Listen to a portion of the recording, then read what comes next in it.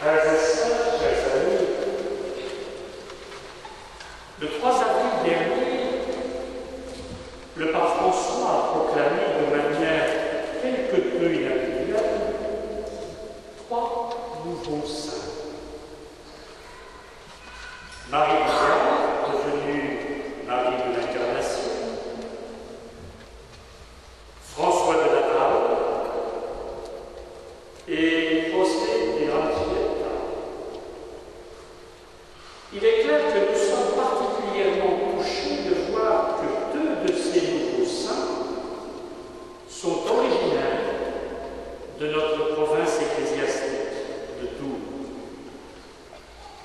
Monseigneur François de Laval est en effet né en 1623 dans l'actuel diocèse de Chartres, devenu premier évêque de Nouvelle-France par nomination royale. Il est sacré évêque à Paris, en l'église Saint-Germain-des-Prés, le 8 décembre 1658 et rejoint Québec le 16 juin 1659. Si la Nouvelle-France n'avait pas encore d'évêque, l'Église avait cependant commencé à s'implanter dans cette contrée.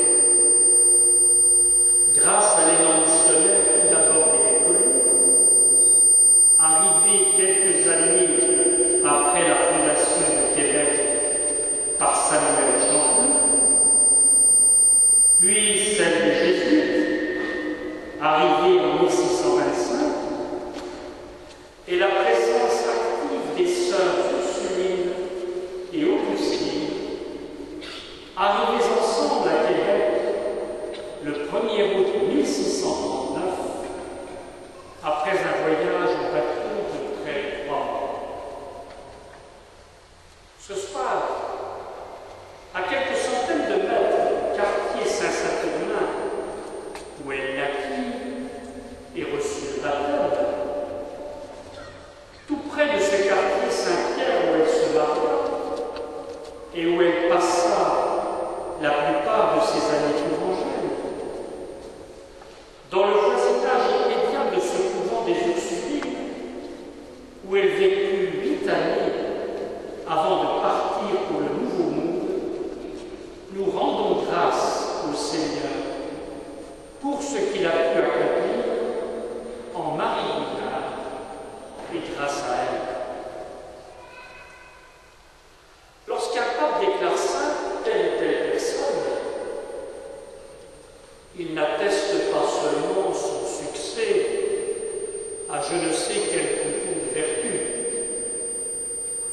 Il déclare qu'elle s'est laissée saisir par Dieu, qu'elle s'est laissée façonner par Dieu, qu'elle s'est laissée conduire par Dieu, et que le chemin parcouru peut être signe pour notre temps, signe pour chacun de nous dans le contexte qui est le nôtre.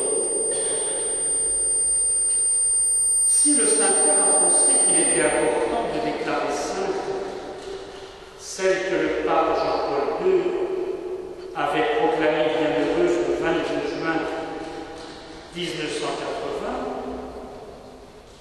ce n'est vraisemblablement pas seulement parce qu'elle est évangile, ce qui peut être une grâce en soi, mais qui ne saurait suffire. C'est parce que sa vie est pour nous autres aujourd'hui source d'édification, parce que sa vie nous dit quelque chose de la sainteté de Dieu. Je ne vais pas me lancer dans le récit exhaustif de la biographie de Marie de l'Incarnation. Bien des ouvrages nous renseignent à ce sujet. Je voudrais simplement souligner quelques traits de sa personnalité humaine et spirituelle. Marie appartient à une famille très chrétienne. Et dès son jeune âge, elle s'adonne à la prière. Elle aime la liturgie. Et elle écrit « J'allais à l'église poussée par l'esprit intérieur. Et je me tenais là une partie du jour. » Dès ses 14 ans, elle songe à la vie religieuse. Pourtant, elle accepte le mariage que son père a organisé pour elle. Marie aime son père. Elle sait qu'il ne peut vouloir que son bien. Elle accepte donc sans rien dire.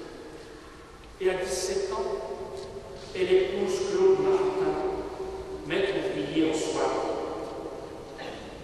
L'année suivante, elle donnera naissance à un fils prénommé lui aussi Claude. Le bonheur sera de courte durée, puisque le père de famille meurt prématurément. Marie reste veuve à 20 ans, avec un fils à élever et un commerce en faillite. Réalisme et courage. Voilà déjà deux qualités de Marie. Durant 12 années, elle travaillera avec ardeur, avec intelligence, et deviendra le véritable chef de l'entreprise de son beau-frère.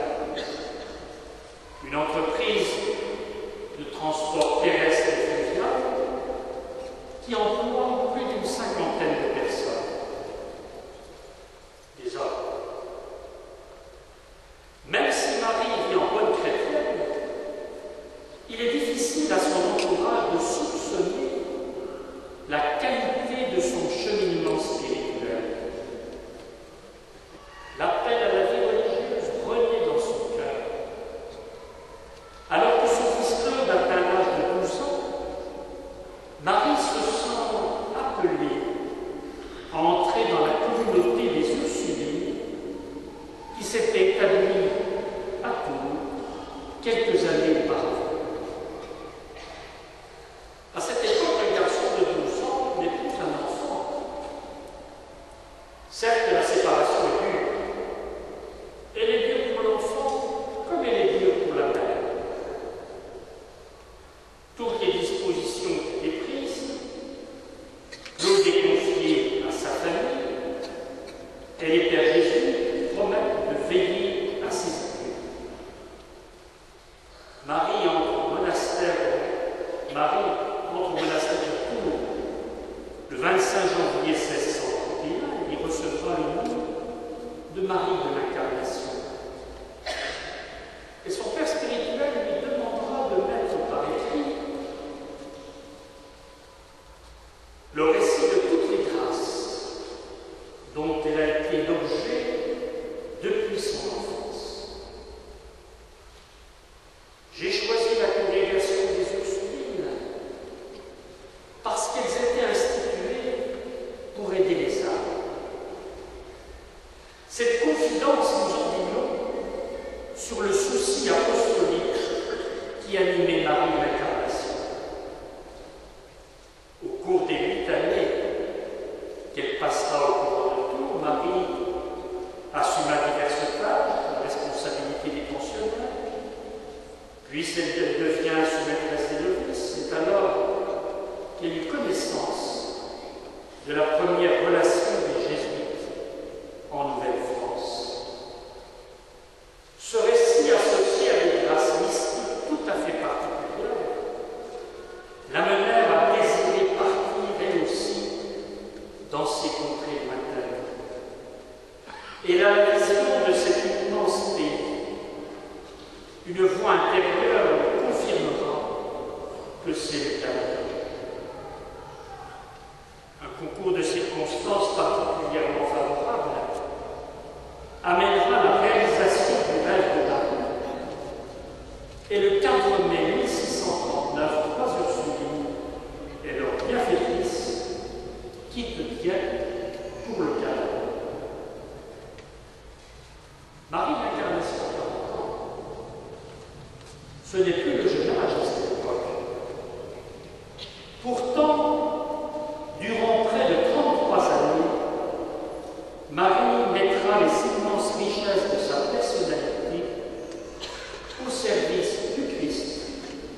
au service de l'Église et des habitants de ce pays qui désormais est le sien.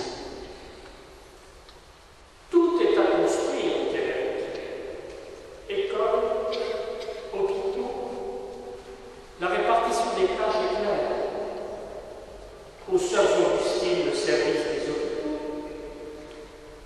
aux Ursulines, celui de l'éducation. Les difficultés ne manquent pas. L'hiver. L'hiver dont les nouvelles arrivantes n'avaient aucune expérience.